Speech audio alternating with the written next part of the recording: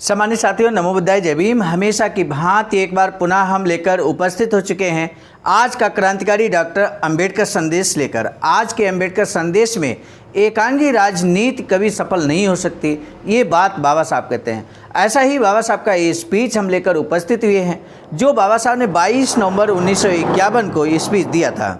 22 नवंबर 1951 को स्पीच देते हुए क्या कुछ बाबा साहब कहते हैं, हम आज के डॉक्टर अंबेडकर संदेश में आपको बताएंगे।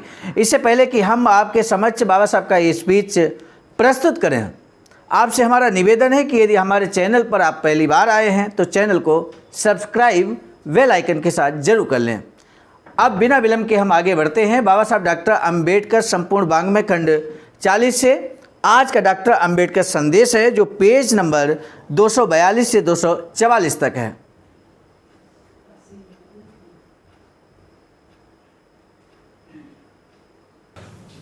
सम्मानित साथियों, ये जो सभा स्थल है जहाँ पर बाबा साहब की मीटिंग हो रही है, मुंबई के परेल में सेंट जेवियर कॉलेज के मैदान पर 22 नवंबर 1951 के दिन सभा स्थल पर प्रिय दोंदे, आयुष्मान चित्रे, आयुष्मान भावराव गायकवाड़, कुमारी शांताबाई दाड़ी, आयुष्मान बोराले, शेड्यूल कास्ट फेडरेशन की वार्ड कमेटी के अध्यक्ष और अन्य कार्यकर्ता उपस्थित थे।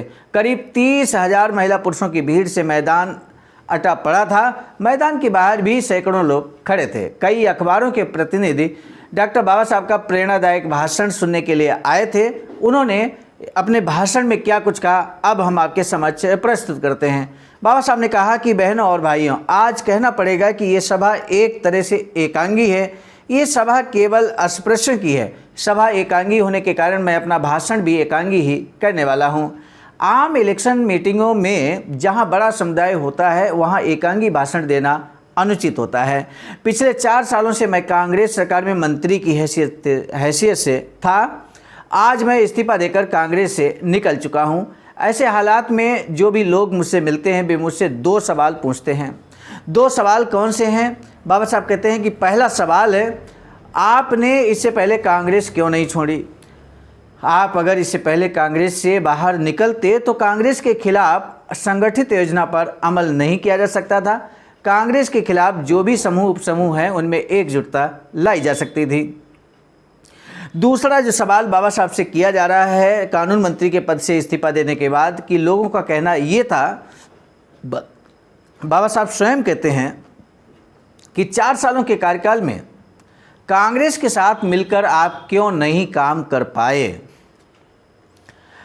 कांग्रेस के साथ आपके घनिष्ठ संबंध क्यों नहीं बन पाए? कहने का तात्पर्य, बाबा साहब 4 साल कांग्रेस के शासनकाल में कानून मंत्री के पद पर रहे। उन 4 सालों में आखिर कांग्रेस के साथ मिलजुल क्यों नहीं पाए और उनसे, कांग्रेस वालों से घनिष्ठ संबंध क्यों नहीं बन पाए? ये प्रश्न किया जा रहा है। तब इसका जवाब क्या बाबा साहब देते हैं, ये जानना दिलचस्प रहेगा। बाबा साहब कहते हैं, इस संदर्भ में मैं स्पष्ट करना चाहता हूं कि कांग्रेस के साथ 4 सालों के संबंधों में मैं बहुत करीब से देखकर जान पाया कि कांग्रेस को अस्पृश्य अथवा पिछड़ी जाति के लोगों की उन्नति के बारे में क्या सोचते हैं, उनसे उन्हें कितना प्रेम है, कितनी अनिश्चितता है, उदात्त तत्वों के बारे में उनकी क्या निष्ठाएं हैं, आदि सब मैं बहुत करीब से देख पाया। जो लोग अस्पृश्यों के उद्धार के बारे में कह रहे थे और आज भी कहते हैं, आगे भी कहते रहेंगे, उनके मन में अस्पृश्यों के बारे में कितना प्रेम है, ये देखने का अच्छा मौका मुझे मिला है। और एक बात अच्छी तरह से समझ में आई है कि कांग्रेस के जो सर्वे सर्वा हैं, जो राजनीति में परिवर्तन ला सकते हैं, उनके पास शब्दों के अलावा कुछ भी नहीं है। इस मामले में मैं कुछ उदाहरण दे सकता हूँ।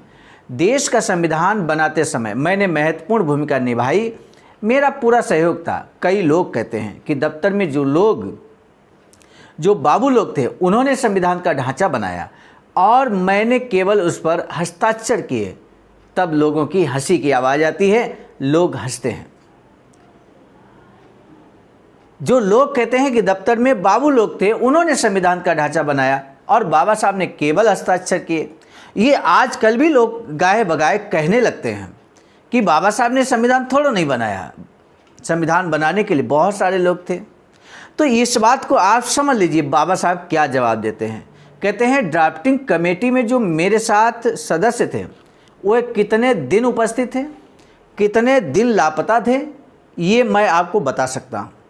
आखिर बचे मैं और मेरी प्रमुख सचिव, कुछ लोगों की कहीं और नियुक्तियाँ हो गई। जब कभी मुझे अपनी आत्मकथा लिखने की फुर्सत मिलेगी तब मैं ये सारी बातें विस्तार से लिखूँगा।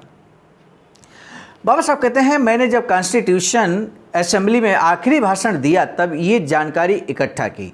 मैं हाजिरी भी लेने वाला था, लेकिन अपने सहयोगियों पर आरोप लगाना असभ्यता सूचक होता, इसलिए अपने भाषण में मैंने वह परिच्छेद हटा दिया था।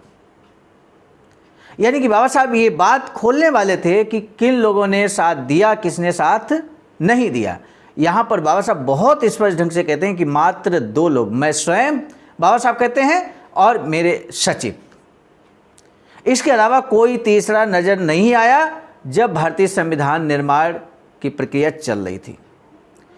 आगे बाबा साहब कहते हैं कि हमारी संविधान समिति में अस्पृश्यों की ओर से 2 महत्वपूर्ण मुद्दे थे। राजनीतिक सुरक्षा, यानी कि अस्पृश्यों के लिए आरक्षण होना चाहिए।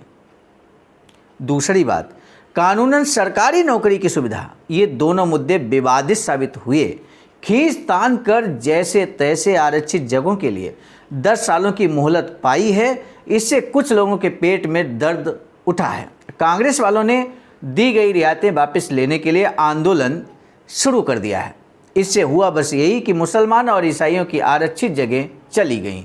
लेकिन इससे अलग ही संकट सामने खड़ा हो गया। मांग कर पाए इन 10 सालों में हद से हद 3 चुनाव होंगे, आगे क्या होगा? ये सवाल बेताल की तरह डराने लगा है।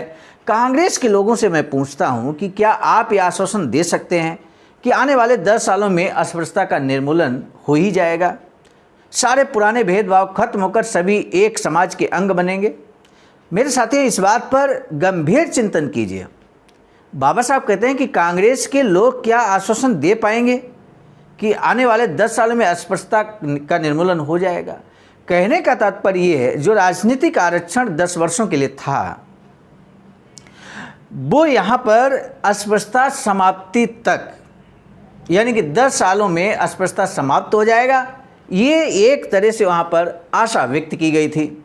लेकिन अगर अस्पृश्यता खत्म नहीं होती, छुआछूत, जाति भेद और जो जातीय शोषण है, अत्याचार है, वो खत्म नहीं होता है, तो इस आरक्षण को आगे बढ़ाया जाएगा। वर्तमान में भी आप महसूस करते होंगे कि कहीं न कहीं जातिवाद सामने निकल कर आता है, किसी न किसी रूप में निकल कर आता है। तो ऐसे में जातिवाद अगर हम यूँ कहें कि अभी भी खत्म नहीं हुआ तो अतिशयोक्ति नहीं होगा, गलत नहीं होगा। और जातिवाद, छुआछूत अगर खत्म नहीं हुआ है तो ऐसे में फिर आरक्षण की जो सुविधा है वो निरंतर जारी रहनी चाहिए। ये सिर्फ जो बात हो रही वो राजनीतिक आरक्षण की बात हो रही है। सरकारी नौकरी में आरक्षण, एजुकेशन में आरक्षण, ये विधिवत चलता रहेगा। यहाँ पर 10 साल या ऐसी कोई प्रतिबंध नहीं था मेरे साथियों। बाबा साहब कहते हैं कि सारे पुराने भेदभाव खत्म होकर सभी एक समाज के अंग बनेंगे क्या? 10 सालों में अगर आप में हमारा उद्धार करने की ताकत नहीं है, हमारे ऊपर होने वाले अत्याचारों को रोकने की ताकत नहीं है, तो मैं पूछता हूं कि आरक्षित जगहों की रियायत 10 सालों में वापस क्यों लेना चाहते हो? 10 सालों का आरक्षण भी कांग्रेस अगर नहीं देती तो उसकी हालत पीताम्बर पहनी अबला औरत का भरी सभा में वस्त्र हरण करने वालों जैसी होती। और इसी डर के कारण कांग्रेस ने इतनी मोहलत दी है। नौकरी की रियायत से पहले मियाद की सीमा नहीं थी, लेकिन मुंशी के पेट में दर्द होने लगा। अस्पृश्यता के खत्म होने तक रियायत न देने की विनती करते हुए कांग्रेस के कुछ सदस्यों ने अध्यक्ष के नाम अर्जी भेज दी। सुझाव रखा गया कि इस धारा पर फिर विचार हो। असल में मेरी समझ में ये नहीं आ रहा था कि इस धारा का और कांग्रेस का संबंध ही क्या है। कांग्रेस में इस मुद्दे पर जोरदार बहस हुई। आखिर मैंने जब इस्तीफा देने की बात कही तब उस प्रश्न को वैसे ही रहने दिया गया। इसमें एक और बात का इंतजाम मैंने कर रखा है। संविधान की एक धारा के अनुसार अस्पृश्य और अन्य अल्पसंख्यकों की सुरक्षा के लिए सरकार एक अधिकारी की नियुक्ति करे और वह इन जमातों पर होने वाले अत्याचारों की रिपोर्ट संग्रहित कर उसे पार्लियामेंट में प्रस्तुत करे।